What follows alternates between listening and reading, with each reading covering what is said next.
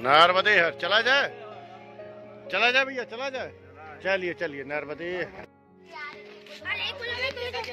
ये इधर से जा रहे थे तो महानंदा आश्रम रावेर खेड़ी में ये नया बना है, इस बार बना है। पिछली बार हम आए थे तो यह आश्रम और यह मंदिर नहीं था। मंदिर की जगह एक बड़ा ही छोटा सा मंदिर का स्वरूप की शुरुआत हो रही थी। यहाँ से आवाज लगाई गई, बाबा नर्मदे हर बाल भोग लेके जाइए। चलिए अंदर चलते हैं। और गुप्ता जी पहुँच गए हैं। देखिए, हाँ ये महाराज जा रहे हैं चाय बनाने के लिए। बहुत छोटा लेकिन बहुत साफ सुथरा और नया है, तो पुताई रंगाई भी हो रखी है। बहुत ही अच्छा व्यवस्था लग रही है। सेवा भाव भी। सोलंकी जी देखिए, नर्मदे हर। चलिए अब रावेर खेड़ी में बाजीराव पेशवा जी की समाधि स्थल है। ये देखिए दोनों मूर्ति हमसे आगे होते हुए। नर्मदे हर। गांव में कोई भी बच्चा मिल रहा है तो उसकी नर्मदे हर का प्रत्युत्तर में हम भी नर्मदे हर बोलते हुए नर्मदे हर, नर्मदे हर। चलिए, ये बाजीराव पेशवा की समाधि स्थल की तरफ रास्ता जाता है, ऐसा बोर्ड में लिखा हुआ है। हाँ, माई का पट देखिए, माई का पट दिख गया, माई का आंचल दिखा, माई का पात्र दिख गया। परिक्रमा वासियों को एक झलक दिन भर में भी दिख जाए तो सारी थकान तो माई देख कर के ये देखिए कितना सुंदर माई का पट आया है नर्मदे हर। और ये सामने जो बिल्डिंग दिख रही है पुरानी सी जीर्ण क्षीण अवस्था में, यही बाजीराव पेशवा की समाधि स्थल है। चलिए इसके अंदर चलते हैं। बहुत ही ये हनुमान मंदिर आपको दिखाते हैं, इसके अंदर है। इसकी बहुत मान्यता है, लोकल गांव के लोगों के द्वारा बहुत मान्यता है। बाजीराव पेशवा की डॉक्यूमेंट्री लिखी हुई है। आप यहाँ आए तो इसको ज़रूर पढ़ें। ये पीपल का वृक्ष हमको लगता है कम से कम 100 वर्ष पुराना है। और स्पेस में साफ़ सफाई भी है, ऐसा नहीं है। साफ़ सफाई अच्छी कर रखी है। छोटा हनुमान मंदिर है। अभी शायद गेट खुला नहीं है। हाँ बिल्कुल, ताला लटक रहा है, दिख रहा है ताला लटकता हुआ। अभी गेट खुला नहीं है क्योंकि 8 बजे है ना, सुबह 8 बजे तो खुलेगा नहीं, ये तो गवर्नमेंट के अंडर में है। और यहाँ का जो केयर टेकर है वह जब आएगा। चलिए माई का पट ही देख लिया जाए तब तक। यहाँ से बहुत पुराना वृक्ष है, बहुत ही पुराना। और इस पे कितने पक्षी बैठे हुए हैं। बहुत बड़ा माई का तट है। और ये जो तट दिख रहा है आपको उस पार का, वह तट नहीं टापू है। टापू के उस तरफ दूसरी धारा बह रही है। ऐसा होता है बड़ी नदियों में, बीच में टापू बन जाते हैं। बहुत विशाल। हे माँ नर्मदे, नर्मदे हर। हमारे देखने वाले सारे भक्तों पे आप अपनी कृपा करें, दुख हरें, दारिद्र हरें, नर्मदे हर। बाजीराव पेशवा की समाधि स्थल पर यहाँ पे डॉक्यूमेंट किया गया है कब कैसे क्या हुआ। और नगर पालिका भोपाल की बोर्ड लगा हुआ है। अच्छा प्रांगण है, साफ सुथरा है। नर्मदे हर।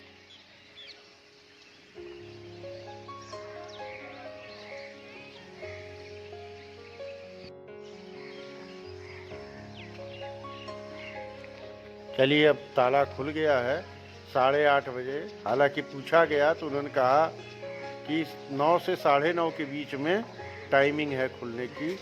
यहाँ पे एंट्री का इस बार नया सिस्टम शुरू हो गया है। कौन आया और कौन गया, एंट्री करके अंदर जाना होता है।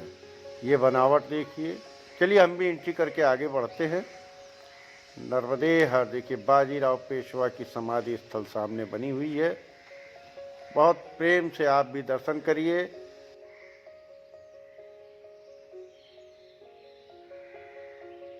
इस प्रांगण में पक्षियों का कलरव इतना सुनाई दे रहा है कि शायद मेरी आवाज़ भी आपको दबी दबी सी लगे। और इतना ज़्यादा पक्षियों का चहचहाना सुनने का सौभाग्य प्राप्त हो रहा है। यह केवल पीपल के वृक्ष, जिसको कि दादा वृक्ष भी कहा जाता है, उससे ही प्राप्त हो रहा है। चलिए अब ऊपर चलते हैं। ये आप बाजीराव पेशवा की समाधि के दर्शन करें।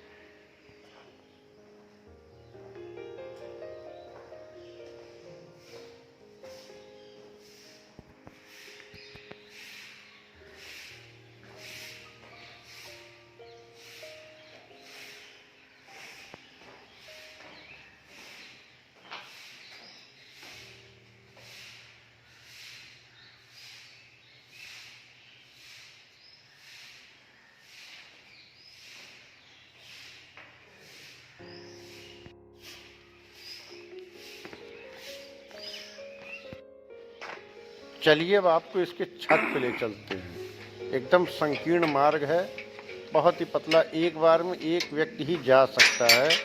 यदि उधर से कोई व्यक्ति उतर रहा है तो जाने वाले व्यक्ति को उतरना पड़ेगा या आने वाले व्यक्ति को ऊपर चढ़ना पड़ेगा। पुरानी लखौरी ईंटें जो बहुत ही पतली होती थीं उनसे बना है और यह सीमेंट के मसाले से नहीं बनाया गया है। इस मसाले में कई अन्य मिक्सचर होते हैं, उससे बनाया गया है। केमिकल का कोई भी उपयोग नहीं किया, तभी इतने वर्षों पुरानी इमारत हमारे सामने खड़ी है।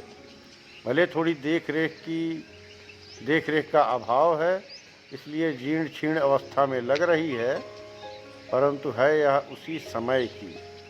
यह इतिहास के पन्नों का एक पन्ना है, इतिहास की पुस्तक का एक पन्ना है। नर्मदे हर, यहाँ से आप माई का दर्शन करिए। नर्मदे हर जो कि बहुत ही मनभावन है। चलिए धीरे धीरे चलते हैं, आपको दर्शन कराते हैं। आप पूरा वीडियो देखते रहें और सब्सक्राइब कर दें। नर्मदे हर, हे माई, कितना सुंदर पात्र यहाँ से दिख रहा है। नर्मदे हर, हे माँ, हे माई, सबकी परिक्रमा ऐसे ही पूर्ण कराओ जैसे आप हमारी परिक्रमा पूर्ण करा रही हैं, हमारे साथ के लोगों की परिक्रमा पूर्ण करा रही हैं। आप हमारे चैनल को सब्सक्राइब करिए ताकि इस तरह की वीडियो आपको आगे भी मिलती रहे, इसी तरह की रोचक जानकारी आपको आगे मिलती रहे। नर्मदे हर। और कल की वीडियो आपको नहीं दे पाया, उसके लिए क्षमा प्रार्थी हूँ, क्योंकि हमारे साथ 3 व्यक्ति चल रहे थे, हमको लेके हम 4 थे। लेकिन गीते जी, जो विष्णुकांत गीते जी थे महाराष्ट्र से, उनका हाथ फ्रैक्चर हो गया था। वो टक्का में आके प्लास्टर करवाया गया और प्रयास किया गया कि परिक्रमा साथ में कर लें, परंतु माई की कृपा शायद अगले वर्ष बने उनके ऊपर, इस वर्ष नहीं बन पा रही थी। और रास्ते में आते आते उनके हाथ में काफ़ी ज़्यादा तकलीफ़ हो गई। ज़्यादा तकलीफ़ क्या, ज़्यादा दर्द होने लगा, जिसकी वजह से एक तो वह 75 वर्ष के थे और हिम्मत से परिक्रमा कर रहे थे, वह हिम्मत टूट गई। शारीरिक कमज़ोर तो थे ही, परंतु मानव की हिम्मत टूट जाए तो फिर काफ़ी दिक्कत होती है। वही दिक्कत हुई उनके साथ और मन काफी दुखी था, इसलिए कल मैंने वीडियो बनाई नहीं कोई। आओ सोलंकी जी, आ जाओ। हाँ देखिए, अभी आइए महाराज। देखो प्रभु माई ने कैसा विहंगम दृश्य दिया है। आराम से आना प्रभु, पत्थर हैं पूरे। और जल देखो कितना साफ है। वाह, ये लहरें बनती दिख रही हैं।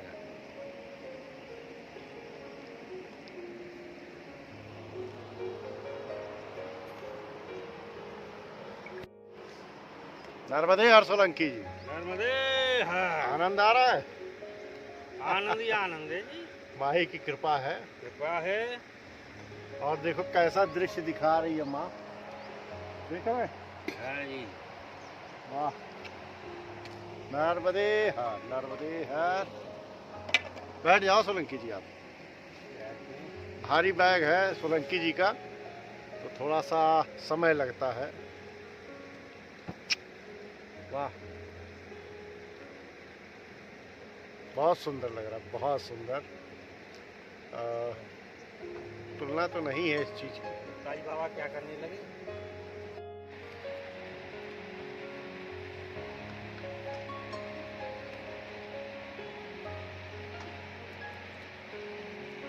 दूर कर देगी माँ। ये परिक्रमावासी देखिए पीपा पुल पार करते हुए कैसे धीरे धीरे, इतनी ही धीरी चाल से परिक्रमा भी करनी चाहिए, परंतु सबके पास समय का अभाव होता है तो कुछ लोग तेज से कर लेते। देखिए कितने धीरे धीरे, और बैलेंस बनाना इस पे। और देखिए सर पे कितना वजन लेके महिला हैं और यह पार कर रही हैं, बहुत ही धीरे धीरे, बहुत कुशलता से इन्होंने, इन सारे परिक्रमावासियों ने यह पीपा पुल, इसको पीपा पुल या ड्रम का पुल कहते हैं। ड्रम को पैक करके और उसके ऊपर एंगल रख के बांस की खपच्चियाँ बांध दी जाती हैं ताकि बैलेंस बना रहे।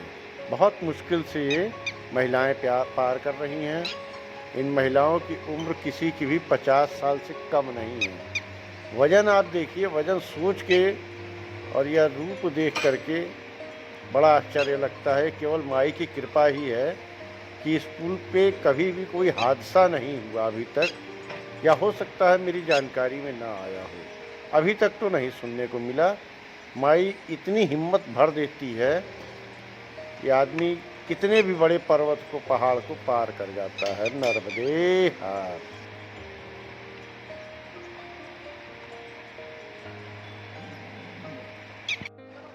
आगे गुप्ता जी और पीछे सोलंकी जी या पीपा पुल पार करते हुए दोनों एक दूसरे के सहारे से पार कर रहे हैं। बहुत ही धीरे धीरे, कहा तो है कि धीरे धीरे चलने के लिए, बाकी देखिए वह स्वयं हैं। दोनों लोग बहुत हिम्मती। भले 72 वर्ष के हैं, गुप्ता जी की उम्र जो है, जो आगे चल रहे हैं हमारे, इनकी उम्र 72 वर्ष है। और देखिए कितनी हिम्मत है कि करीब 15-20 किलो का वजन पीठ पे लाद के इस उम्र में और परिक्रमा कर रहे हैं। माई की कृपा जिस पे हो जाए वह परिक्रमा अवश्य कर लेता है। माई उससे करवा लेती है परिक्रमा। इसके लिए माई की कृपा बहुत जरूरी है। माई के प्रति वह अगाध प्रेम होना चाहिए। वह माई के लिए जो भाव होता है वह हृदय में रख के परिक्रमा करते रहना चाहिए। नर्मदे हर। चलिए, नर्मदे हर। संभाल के।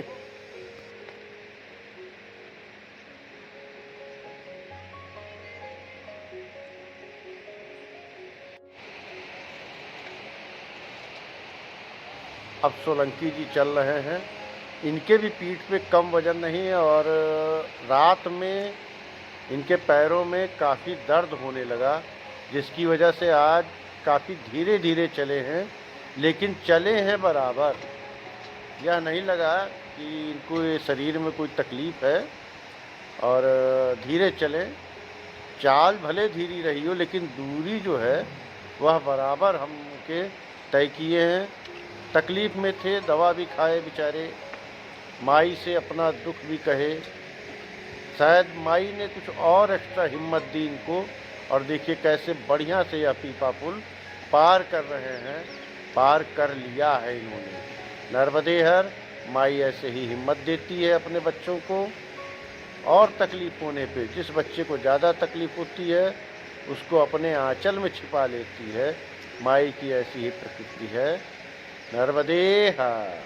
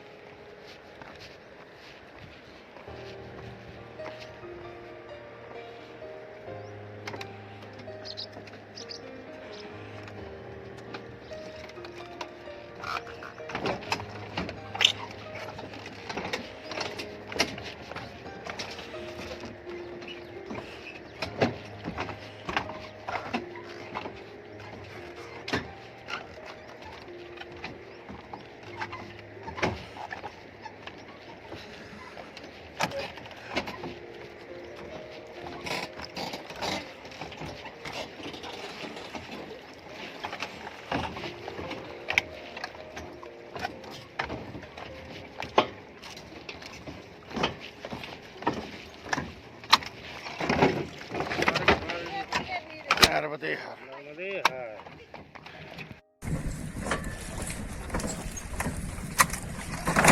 संभाल के नर्मदे हर।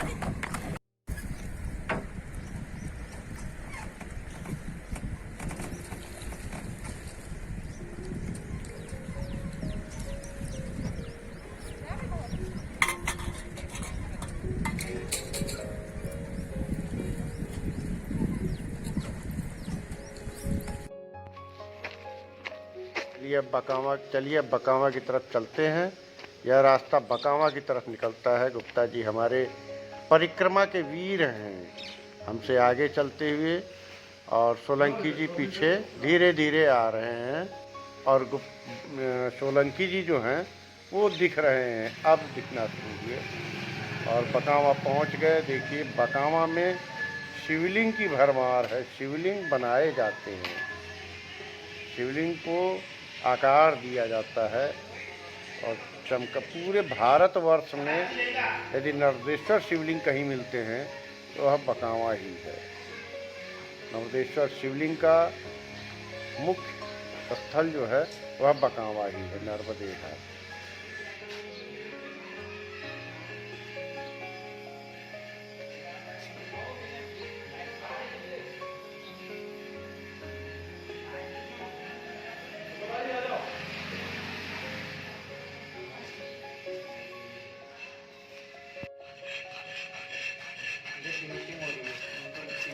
ये फिनिश कर रहे हैं ना? हाँ। कितने दिन में बना लेती हैं? ये तो अभी 2 घंटा में हो जाएगा। मतलब ये फिनिशिंग का बोल रहे हैं। अच्छा, फिनिशिंग बनता कितने दिन में है? ये कम से कम 2 से 3 दिन लग जाते हैं। 2 से 3 दिन मशीनों को लगाएंगे हाँ। तो 2 से 3 दिन लग जाता है। ये केवल चिकनाहट दे रही है ना? हाँ। और चिकनाहट के लिए मशीनें नहीं आती, वो हाथ से ही होता है? नहीं, इसकी फिनिशिंग पहले तो कटर से होती है। हाँ हाँ। जो हाथ की मशीनें रहती है उनसे होती है, फिर उसके बाद ही हाथ से करना पड़ता है। अच्छा हाँ। ये घिसने वाले पत्थर भी मैया से ही आते हैं या स्पेशल? ये अलग से आते हैं।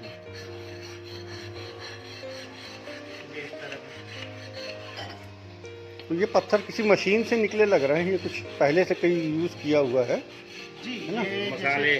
मसाले हैं और चक्की ये अखंड है नर्मदा जी का, एक ही पत्थर से बना हुआ। अच्छा देखें जरा।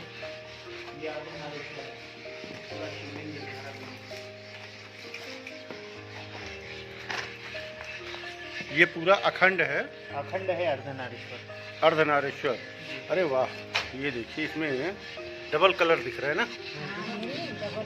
अर्धनारीश्वर शिवलिंग। क्या महत्व होता है, कुछ महत्व आप आध्यात्मिक बता पाएंगे? इसमें आधा शिव का भाग रहता है और आधा पार्वती जी का आधा रहता पर है। शिव शक्ति दोनों हैं। जी। नहीं तो इसका क्या महत्व कुछ बता पाएंगे? इसका महत्व ये रहता है कि जैसे शिव जी की पूजा करते हैं, जैसे पिंड होती है, हाँ, उसमें ही माता जी की पूजा भी हो जाती हो जाती है। है, जिसे अर्धनारीश्वर बोलते हाँ, हैं। अर्धनारीश्वर। जी।